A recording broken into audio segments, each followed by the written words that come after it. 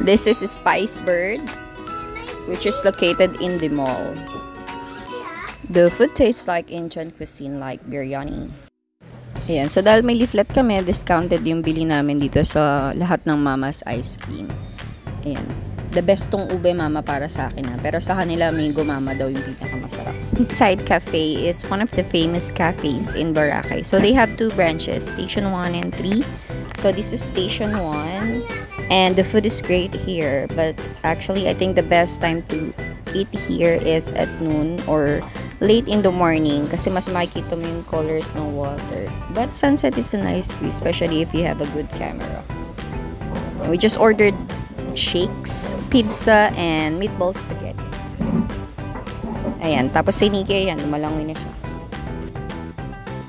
So, nung kumain kami sa Spice Bird, binigyan kami ng leaflet wherein every time nakakain kami sa kung ano man yung mga restaurants, cafe na nandun sa leaflet na yon, they will give us about 10% discount. So, discounted yung food namin. So, ito naman yung Jasper's Tapsilugan. Aside from their usual menu yung nandyan sa may board nila, they have also variety of dishes doon sa ilalim. So, these are the other 2 mamas along with Ube Mama. Ito naman yung Boracay Festival Food Hub. Maraming kainan, pero hindi kami kumain kasi most of the people here are for drinks. And yan, may fire dancing sila. Around 7 p.m. yata yan. Then, you can have a picture with them, you know, at the end of their performance. Magdodonate ka lang. And this is our way out, you know, from the mall. Sobrang daming establishments. Kaya nga mapapansin nyo, most of the establishments are closed already because this is already late in the evening. Ayan, but yan, sobrang daming dessert station talagang. Hello Sugar. Nice na itong establishment na colorful. So, gusto din yung kulay.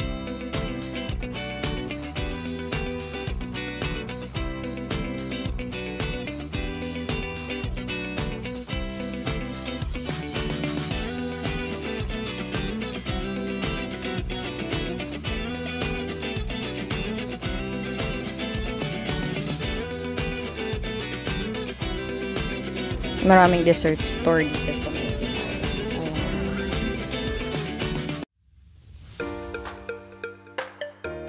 yan, dito may tteokbokki tsaka fish cake, mura lang. Mango Mama tabi ng Saima sa Dimol. Then, and Surf and Turf, Jasper's Tapsilugan, Jollibee Boracay, Social. Ito yung Kolay Mangyan, katabi ng Jonas sa Station 1. Ito sa Puka Beach yan. 50 isa ng ice cream.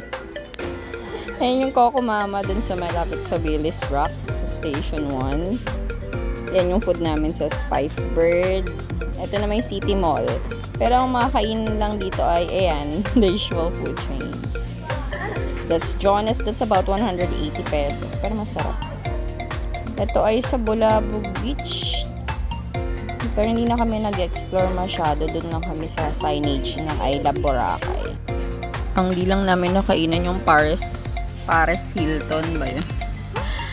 Yan, sabi nila budget meals din doon. Pero the best talaga na ma-recommend kong if you're in a budget, yung Jasper's, kasi nga sobrang dami nilang dishes doon. Kahit araw-araw ka kumain doon, iba-iba naman yung food nila. Tsaka mga lutong bahay.